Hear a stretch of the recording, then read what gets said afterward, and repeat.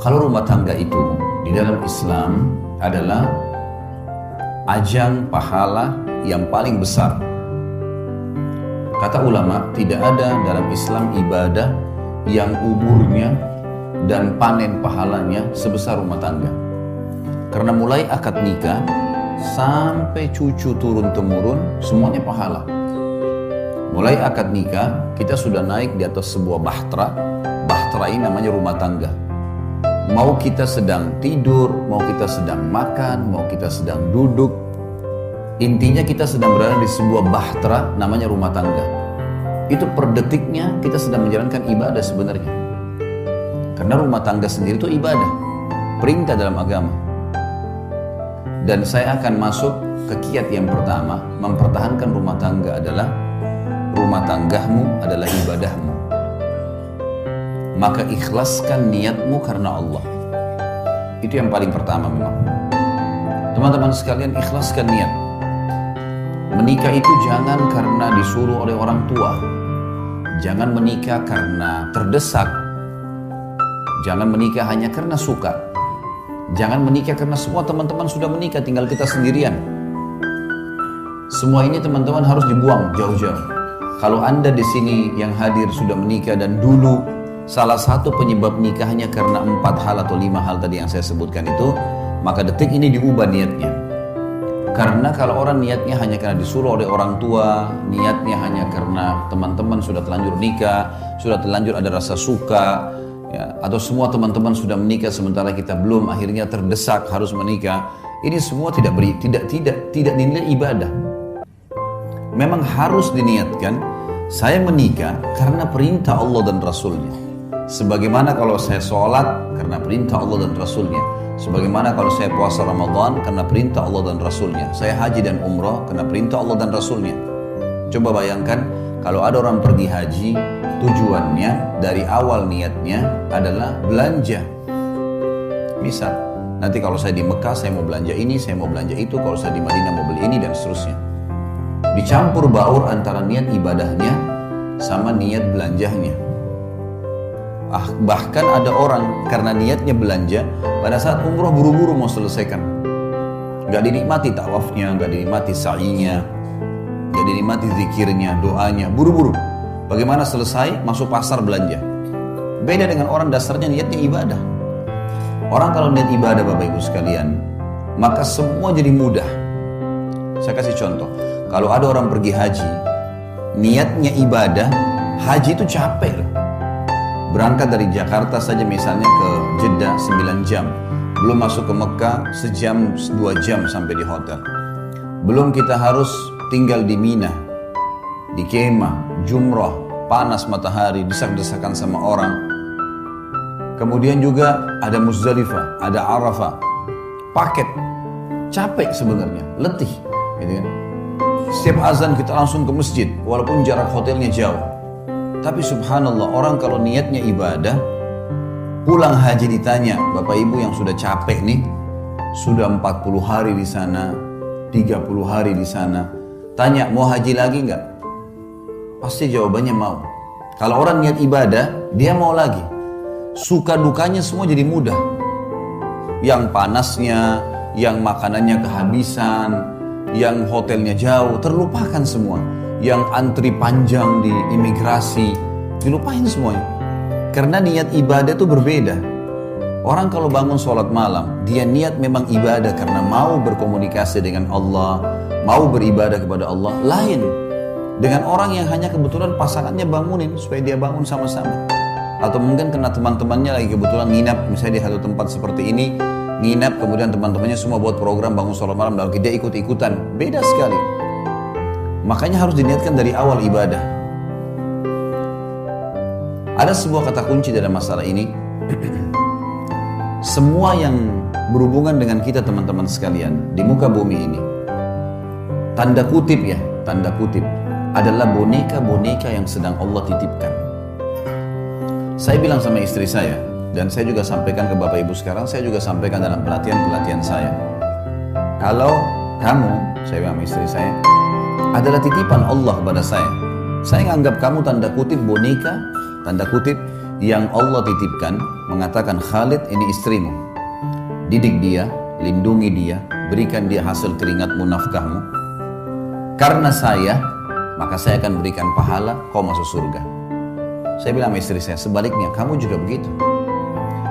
Kamu nganggap saya, tanda kutip, adalah boneka, tanda kutip ya, yang Allah titipkan.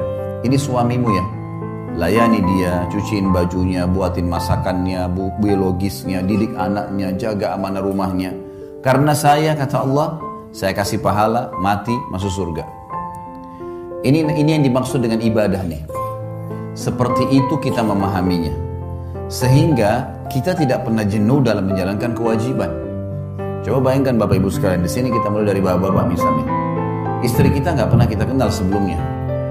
Begitu menikah, kita setengah mati banting tulang di luar sana, nagih utang, jual produk, bangkrut usaha, segala macam. Setelah selesai dapat hasil, kita tinggal kasih kepada istri kita. Dia yang makan, dia yang beli baju, dia yang menikmatinya. Kalau bukan karena niat ibadah, bisa saja seorang laki-laki bilang, siapa perempuan ini enak benar. Hasil keringat saya tiba-tiba langsung diambil saja. Satu sisi. Ibu-ibu juga bisa begitu. Begitu akad nikah, mungkin di rumah ayahnya tidak pernah bekerja. Tiba-tiba menikah, laki-laki yang tidak dikenal, cuciin bajunya, siapin sarapannya, layani biologisnya, segala macam. Hamil anaknya dia, spermanya dia.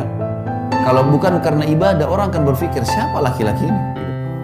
Makanya sering terjadi pertengkaran-pertengkaran dalam rumah tangga kadang-kadang dengan hal-hal yang kecil saja, karena memang dari awal bukan niatnya ibadah. Kalau ibadah pasti akan berbeda. Karena kita tahu suka dukanya akan ada, makin berat sesuatu yang kita jalankan, maka kembali kepada hadis Nabi SAW. Nabi bersabda dalam hadis Bukhari Muslim,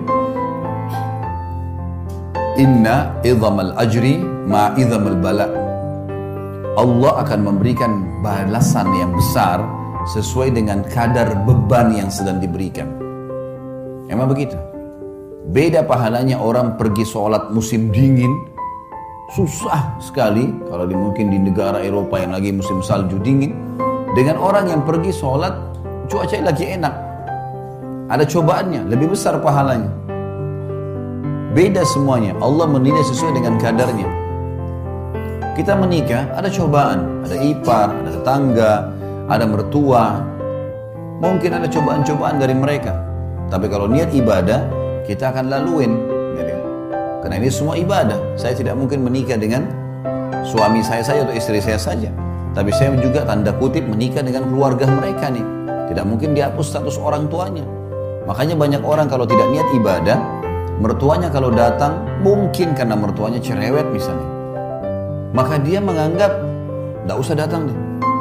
Bahkan tidak mau ikut sama suaminya atau sama istrinya kalau ngunjungin mertua. Bagaimana caranya kita hapus status mertua itu, status orang tua dari pasangan kita? Gak mungkin. Bagaimana caranya kita hapus status saudaranya yang merupakan ipar kita? Selamanya itu status nggak bisa dihapus. Tidak ada mantan orang tua, tidak ada mantan saudara. Gitu. Maka ada orang yang tidak bisa menerima ini hanya karena cobaan-cobaan yang ringan. Permasalahannya karena dia tidak jadikan ibadah. Mertua cerewet, ya sudah, konsekuensinya. Cobaan sedang ada, sederhana dalam Islam, sabar. Terima, sabar. Layani apa yang kita mampu, niatkan ibadah. Jadi mudah semua kalau ibadah itu. Yang kita dicerewetin segala, ya sudah, kita tenang aja. Ada yang kita perlu jawab, kalau enggak usah. Sabar itu adalah menerima takdir Allah. Kita bangun pagi, flu. Sabar, gimana caranya? Terima dulu flu itu sebagai takdir Allah, lalu kemudian ikhtiar, cari jalan keluar. Nah itu sabar. Berarti kita bukan berarti tidak sabar kalau kita malah ikhtiar. Kita menerima keadaan, kita nasihatin, coba kita layanin, bersabar. Allah maha melihat kok. Niatin ibadah ini penting sekali. Kalau sudah diniatin ibadah, semua akan mudah kita laluin. Semua akan mudah kita jalani. Kalau namanya ibadah Bapak Ibu sekalian, pasti akan ada gangguan-gangguan. Karena syaitan musuh kita tidak mau ibadah itu berjalan. Pasti akan digoda. Ingat sabda Nabi SAW dalam hadis sahih, iblis, pemimpin syaitan, memiliki singgasana di lautan. Memiliki singgasana di lautan. Setiap hari anak cucunya melapor. Saya baru membuat orang bertengkar, saya baru membuat orang berzina, saya baru membuat orang minum khamr dan seterusnya. Sama iblis dianggap biasa. Sampai datang anak cucunya yang mengatakan saya baru menceraikan suami istri. Kalimat ini membuat apa? Iblis mengambil cucunya tadi yang melapor menceraikan suami istri, didudukan di sebelah singgasananya, diberhentiin tugas. Artinya ini prestasi tertinggi. Sampai ulama mengatakan kalau di luar rumah kita digoda dengan 10 syaitan, maka dalam rumah bisa 1000 syaitan. Bisa saja mungkin karena istri terlambat buatin minuman, sudah cukup si suami marah, meninggalkan rumah dan tidak ngomong 2 hari. Bisa saja suami lupa memberikan pesanannya istri, sudah cukup untuk bertengkar, 2 hari nggak ngomong, bahkan sudah bisa mengucapkan kalimat cerai. Godaan syaitan besar, karena ini ibadah. Kita kalau mau bangun sholat malam digoda sama syaitan, kau masih ngantuk, kau masih begini, kau masih begitu. Ya kita harus bisa melawan itu.